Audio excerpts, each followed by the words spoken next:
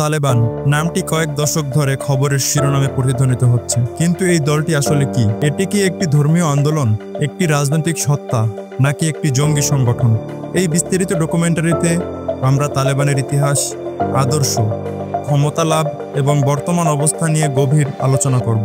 এই সংগঠনটি আফগানিস্তানের ভাগ্যকে প্রভাবিত করেছে এবং বিশ্ব রাজনীতিতে এর প্রভাব এখনো বিদ্যমান। তালেবানকে বুঝতে হলে প্রথমে আমাদের 1980-এর দশকের সোভিয়েত আফগান যুদ্ধের দিকে ফিরে যেতে হবে। সোভিয়েতরা চলে যাওয়ার পর আফগানিস্তানে এক নৃশংস গৃহযুদ্ধে জড়িয়ে পড়ে। এই বিশৃঙ্খলার মধ্যে 1990-এর দশকের শুরুতে একটি নতুন শক্তির উত্থান হয়, মোল্লা ওমরের নেতৃত্বে গঠিত হয়। তালেবানের প্রাথমিক প্রতিশ্রুতি ছিল যুদ্ধ বিধ্বস্ত দেশে শান্তি ও স্থিতিশীলতা ফিরিয়ে আনা। তারা নিজেদের একটি ধর্মীয় শক্তি হিসেবে উপস্থাপন করেছিল, যারা ইসলামিক আইন শৃঙ্খলা ফিরিয়ে আনার জন্য নিবেদিত ছিল। 1996 সালের মধ্যে তালেবান কাবুল দখল করে এবং আফগানিস্তানের ইসলামিক আমিরাত প্রতিষ্ঠা করে। তাদের শাসন ছিল শরিয়া আইনের কঠোর ব্যাখ্যার উপর ভিত্তি করে। নারীদের উপর কঠোর নিষেধাজ্ঞা আরোপ করা হয়েছিল, প্রকাশ্যে মৃত্যুদণ্ড কার্যকর করা হতো এবং টেলিভিশন ও গান নিষিদ্ধ ছিল। এই সময়েই তালেবান আল কায়দাকে আশ্রয় দিয়েছিল, যা পরবর্তীতে বিশ্বব্যাপী ভয়াবহ পরিণতি ডেকে আনে।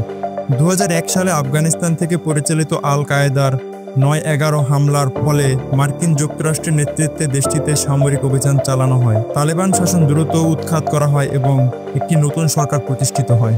যদিও প্রাথমিক সামরিক অভিযান সফল ছিল, তালেবানরা পুরোপুরি নিশ্চিহ্ন হয়ে যায়নি।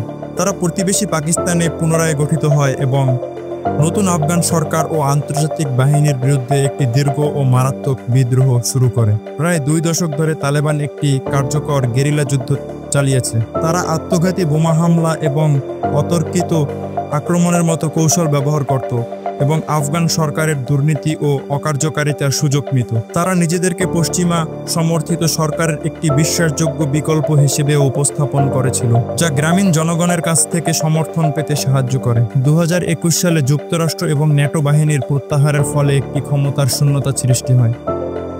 তালেবানরা আশ্চর্যজনক দ্রুততায় পুরো দেশ দখল করে, যার চূড়ান্ত ফল ছিল কাবুলের পতন এবং তাদের ক্ষমতায় ফিরে আসা। বিশ্ববাসী অবিশ্বাস নিয়ে দেখেছিল কিভাবে তালেবানরা আরও আফগানিস্তানের নিয়ন্ত্রণ নিচ্ছে। বর্তমানে তালেবানরা নতুন চ্যালেঞ্জের মুখোমুখি। তারা এখন আর শুধু একটি বিদ্রোহী গোষ্ঠী নয়, তারা এখন কার্যত দেশের সরকার। তারা একটি মধ্যপন্থী শাসনের প্রতিশ্রুতি দিলেও মাঠের বাস্তবতা ভিন্ন।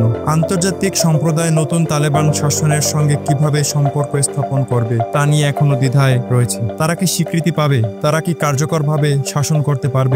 আফগানিস্তানের ভবিষ্যৎ ঝুলে আছে। তালেবানের গল্পটি দৃঢ়তা এবং রূপান্তরের একটি উদাহরণ।